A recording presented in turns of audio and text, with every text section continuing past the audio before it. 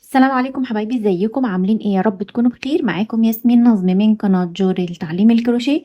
هنشتغل النهاردة مع بعض محفظة شكلها حلو جدا، فيها كذا جيب من الداخل وسوستة كمان. هشتغل فيها بخيط مكرمية قطن. سمك الخيط ده 1.5 ملي. هشتغل بإبرة 3 مليمتر. رقم الإبرة اهو، ده مش 5، عشان في ناس كتير بتقولي الإبرة رقم 5 وانتي بتقولي رقم 3. الرقم اللي تحت 3 مليمتر. يلا نبدأ على طريقة العمل. بس قبل ما نبتدي، يا ريت لو أول مرة بتشوفيني يا ريت تشتركي عندي في القناة وتفعلي الجرس وتسيبي لي كومنت تقولي لي رأيك ايه في المحفظة. وبتشاهديني من أي بلد. كل الخامات المستخدمة في الفيديو هتلاقوها في البيج التابع للقناة. هسيب لكم لينك البيج ورقم الواتساب لعمل الأوردرات في صندوق الوصف. يلا بينا على طريقة العمل. هبدأ أول حاجة أعمل عقدة، وهبدأ ب16 سلسلة. لو حابة المحفظة أكبر من كده ممكن تكبري عدد السلاسل. 1 2 3 4 5 6 7. ارتفعت 16 سلسلة.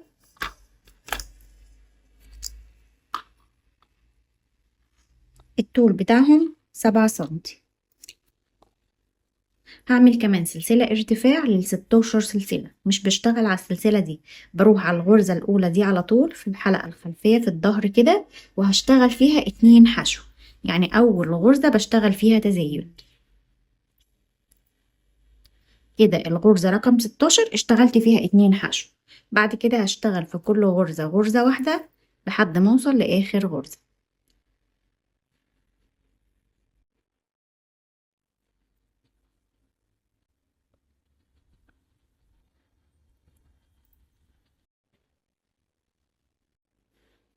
كده خلاص انا وصلت لاخر غرزة. الغرزة اللي جاية دي هشتغل برضو فيها تزايد، يعني هشتغل فيها 2 حشو. ادي واحد، وفي نفس المكان هنا هشتغل غرزة كمان.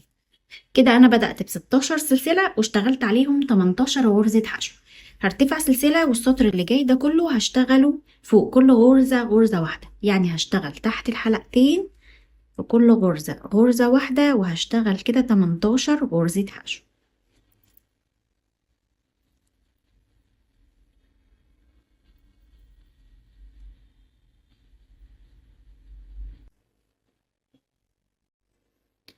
اشتغلت 18 غرزة حشو. هرتفع سلسلة عشان اشتغل السطر التالت، وهشتغل اول غرزة تزايد. اول غرزة هشتغل فيها 2 حشو تحت الحلقتين، وهكمل في كل غرزة غرزة واحدة لحد ما اوصل لاخر غرزة.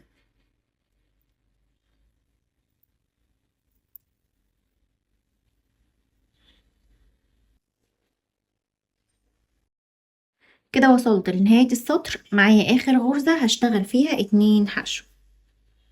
1 2. وكده معايا 20 غرزة. كان معايا 18 غرزة في بداية السطر، اشتغلت أول غرزة تزايد وآخر غرزة تزايد. كده معايا 20 غرزة. هرتفع سلسلة، وبعد كده مش هتزايد تاني. هشتغل 12 سطر على 20 غرزة.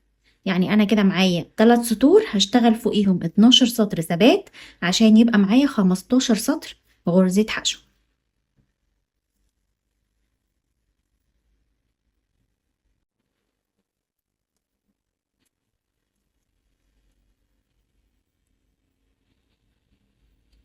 هخلص السطر كله على 20 غرزة، في كل غرزة غرزة واحدة، وارتفع سلسلة والف الشغل واكمل لحد ما ارتفع ويبقى معايا 15 سطر، ونرجع نكمل مع بعض.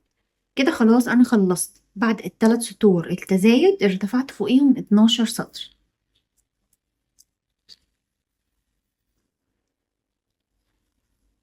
كده الطول بتاعها 7 سنتي، والعرض بتاعها 10 سنتي. هبدأ دلوقتي احوطها بغرز الحشو لحد ما اوصل هنا. اخر حاجة اشتغلتها غرزة حشو، هرتفع سلسلة، وفي نفس المكان هشتغل غرزة كمان. السطر ده كمان هشتغل فيه غرزة، في كل سطر بيقابلني هشتغل فيه غرزة حشو.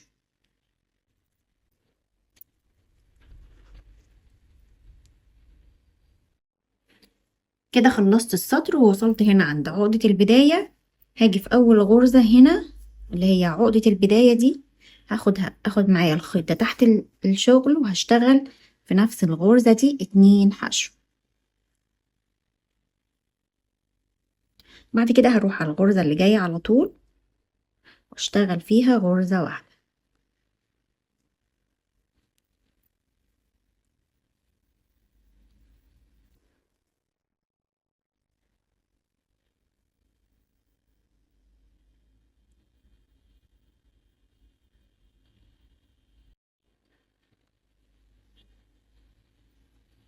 هكمل في كل غرزة غرزة واحدة لحد ما اوصل هنا وهشتغل فيها 2 حشو.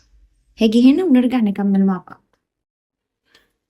كده خلاص انا خلصت ووصلت لاخر غرزة هشتغل فيها تحت الحلقتين 2 حشو.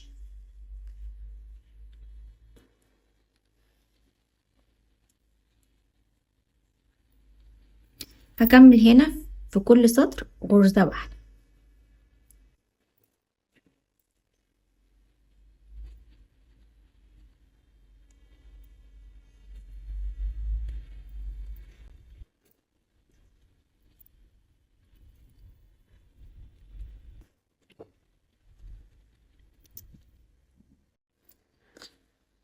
كده خلاص انا خلصت السطر كله.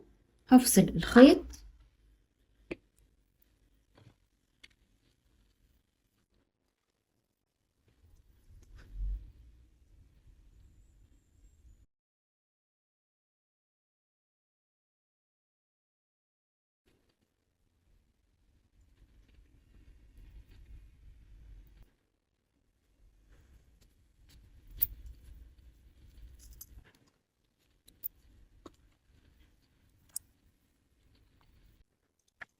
كده خلاص انا خلصت القطعة دي. هشتغل بنفس المقاس بالظبط ونفس عدد الغرز، هشتغل قطعة كمان.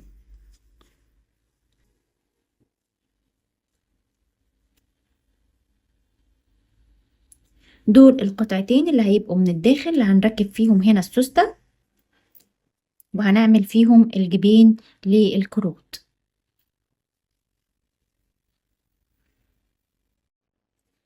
اشتغلت قطعتين تاني بس اكبر شوية، الحجم اكبر، بس اشتغلتها بنفس الطريقة بالظبط. بدأت ب 18 غرزة، أنا هنا بدأت ب 16، بدأت ب 18 وارتفعت نفس عدد السطور، يعني بنفس الطريقة بالظبط، بس بدأت ب 18 سلسلة وارتفعت 16 سطر. هنا ارتفعت 15 سطر، هنا ارتفعت 16. بدأت هنا ب 18 غرزة، بدأت هنا ب 16 غرزة. هي أصغر منها بحاجات بسيطة جدا، يعني أصغر في السلسلة بغرزتين وفي السطور بسطر واحد بس. هنبدأ دلوقتي نجيب القطعتين الصغيرين اللي احنا اشتغلنا عليهم. انا ممكن اقول لكم بس المقاسات قبل ما انسى. هنا العرض 10.5 سنتي والطول 7 سنتي، والكبيرة 8 سنتي و11.5 سنتي. هنجيب القطعتين اللي احنا الصغيرين اللي اشتغلناهم مع بعض،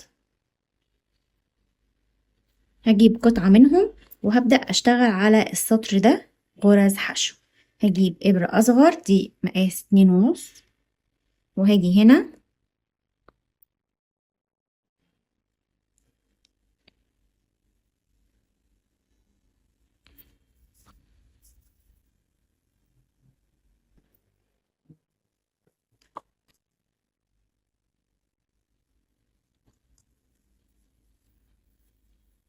هاجي هنا على النص دايرة دي وهشتغل عليها غرز حشو.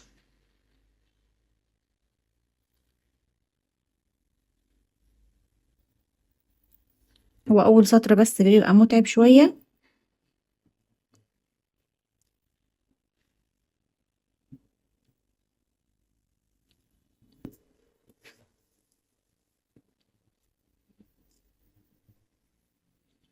هسحب خيط وهرتفع سلسلة وهشتغل في نفس المكان غرزة حشو. كده انا اشتغلت غرزة واحدة بس، هشتغل غرزة كمان عشان عايزة اعمل تزايد في اول غرزة وتزايد في اخر غرزة.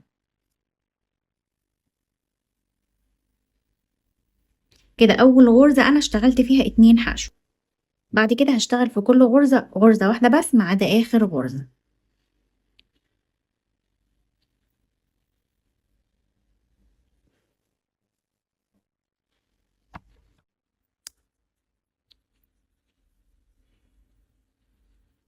ودي كمان غرزة حشو، في كل غرزة غرزة واحدة.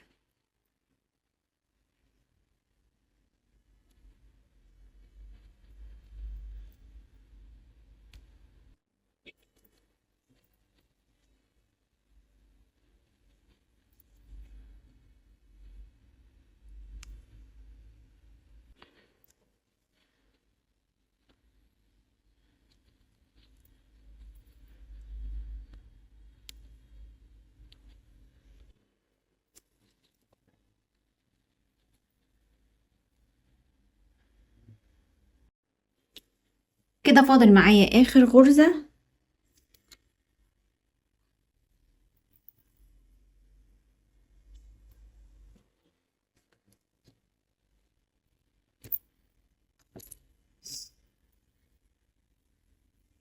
هشتغل فيها 2 حشو.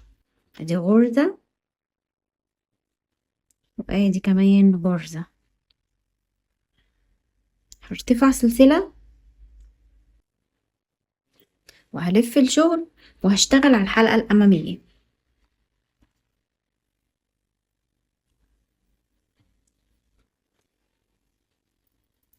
هشتغل هنا على الحلقة الأمامية بس، هسيب الحلقة الخلفية دي مش بشتغل فيها، هشتغل هنا. هشتغل فوق كل غرزة غرزة واحدة.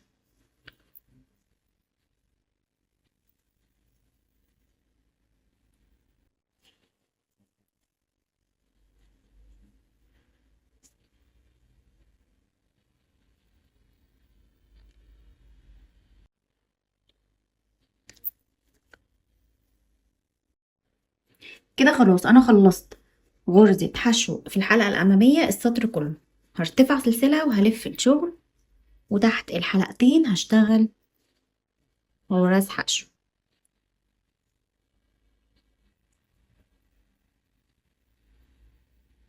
هكمل لحد آخر السطر وارتفع سلسلة والف الشغل واكمل السطر اللي بعده لحد ما ارتفع عدد سطور ونرجع نكمل مع بعض.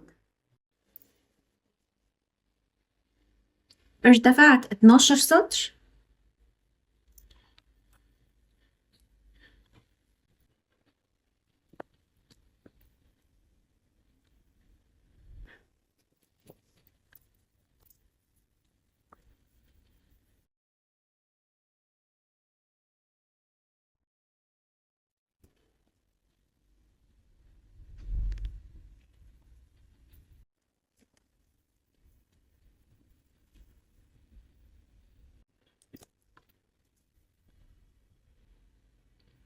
هبدأ دلوقتي ارتفع جيب كمان في نفس المكان، بس هرتفع هنا على السلاسل دي. اول سلسلة هنا اهي،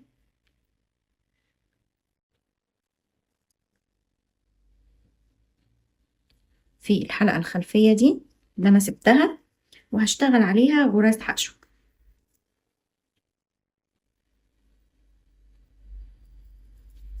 في نفس المكان هشتغل غرزة حشو، وهنا هشتغل فوق كل غرزة غرزة، لان انا طبعا عملت تزايد في اول سطر فخلاص مش هعمل تزايد. هشتغل فوق كل غرزة غرزة واحدة.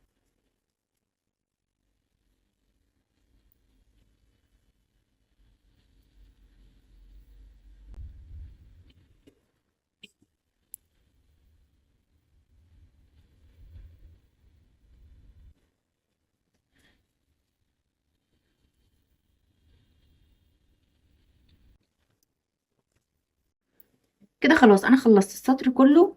هرتفع سلسلة وهلف الشغل وتحت الحلقتين هشتغل حشو.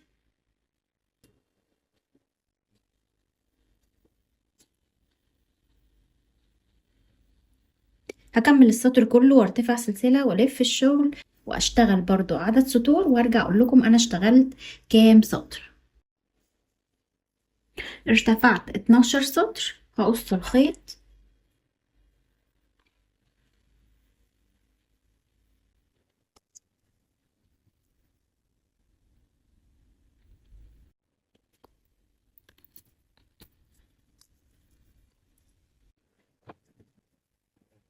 هبدأ دلوقتي اركب السوستة في الجنب التاني هنا.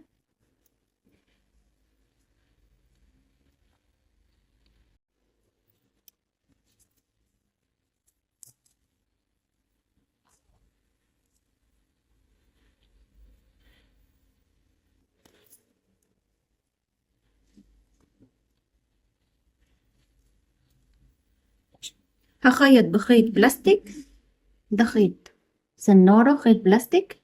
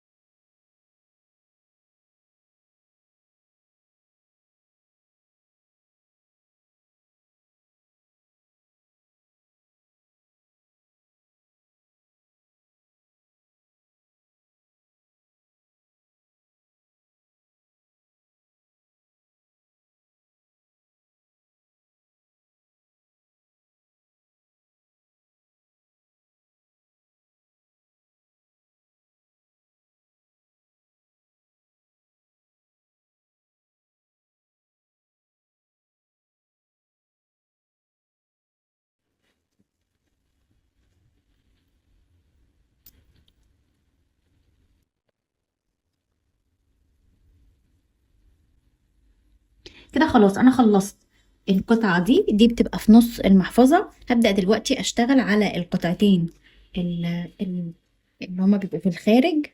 هتحددي واحدة تبقى الامام، هجيب الخيط وهاجي هنا من غرزة السلسلة في الحلقة الخلفية وهشتغل عليها غرز حشو. هسحب خيط وهرتفع سلسلة وفي نفس المكان هشتغل غرزة. دي كده أول غرزة حشو، وفي الحلقة الخلفية في كل غرزة بتقابلني هشتغل عليها غرزة حشو.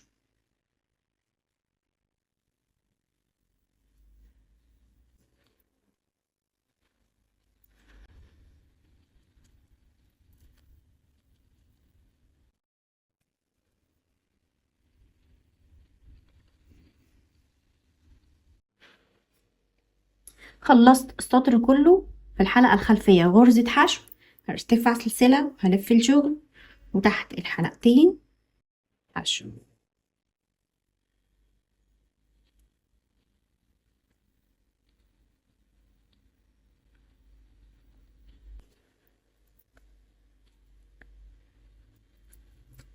هكمل السطر كله لحد ما اوصل هنا وارتفع سلسلة وارجع تاني، هرتفع عدد سطور غرز حشو رايح جاي لحد ما ارتفع عدد سطور مناسب، وارجع اقول لكم انا اشتغلت كام سطر.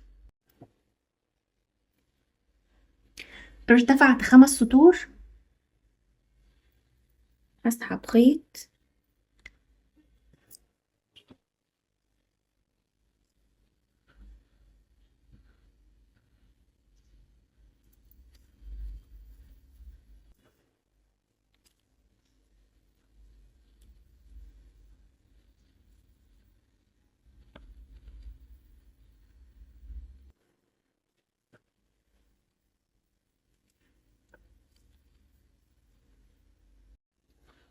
هبدأ اثبت القطعة دي هنا كده من الداخل،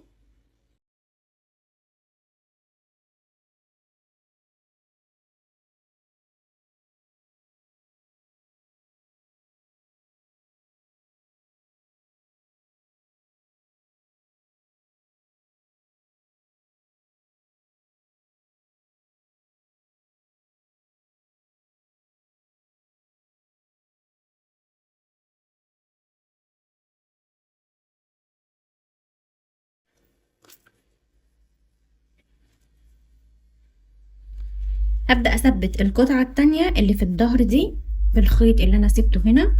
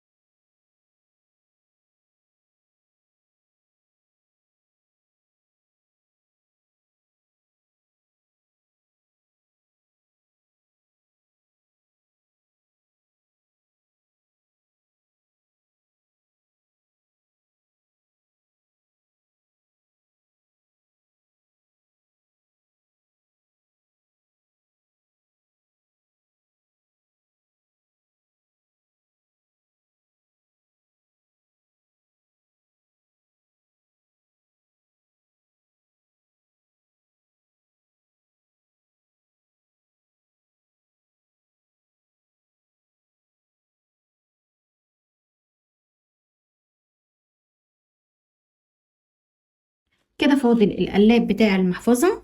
هاجي هنا من اول غرزة في السطر في الحلقة الخلفية،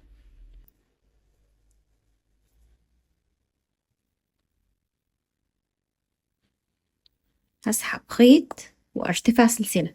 اول غرزة دي انا مش هشتغل فيها، يعني انا بس ارتفعت فيها سلسلة. الغرزة اللي بعدها حشو في الحلقة الخلفية.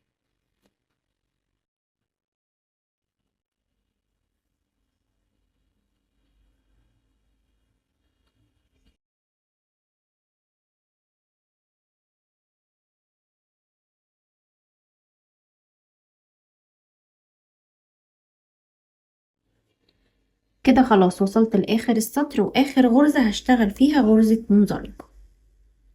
هرتفع سلسلة، هلف الشغل، هسيب غرزة المنزلقة دي مش هشتغل فيها، وهروح على الغرزة بتاعة الحشو تحت الحلقتين وهشتغل فيها حشو.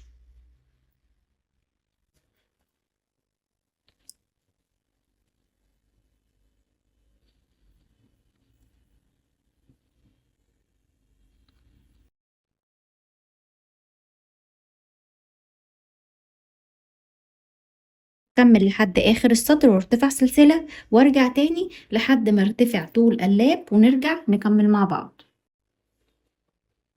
ارتفعت 13 سطر، هبدأ السطر ده اشتغل فيه تناقص. هسيب الغرزة الاولى واللي بعدها هشتغل فيها حشو.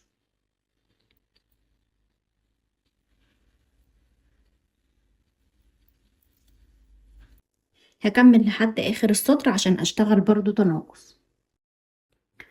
وصلت لاخر غرزتين، هدخل في اول غرزة اخد حلقة واخرج، وادخل في تاني غرزة اخد حلقة واخرج، واخد حلقة واخرج من الثلاث حلقات. كده انا اشتغلت تناقص في اول السطر وفي اخر السطر. هرتفع سلسلة، هلف الشغل واشتغل في كل غرزة غرزة واحدة.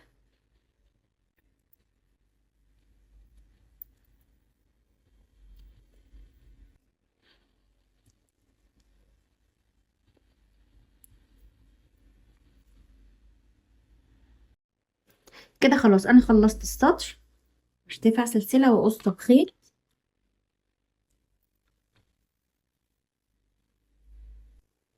وهبدأ احوط بغرز الحشو، احوط القلاب كله. هاجي هنا عند اول غرزة كده هسحب خيط،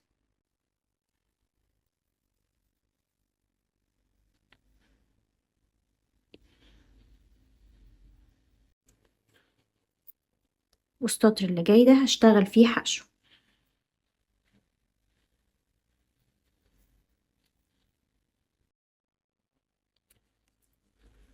في كل سطر بيقابلني هشتغل فيه غرزة حشو.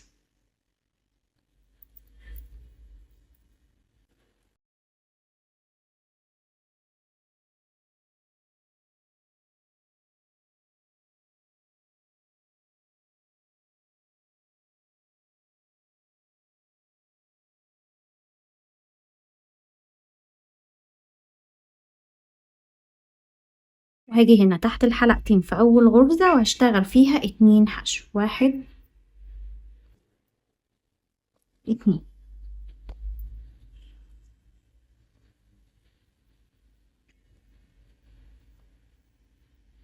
هكمل، وهنا اخر غرزة دي هشتغل فيها 2 حشو، وهكمل لحد ما اوصل هنا.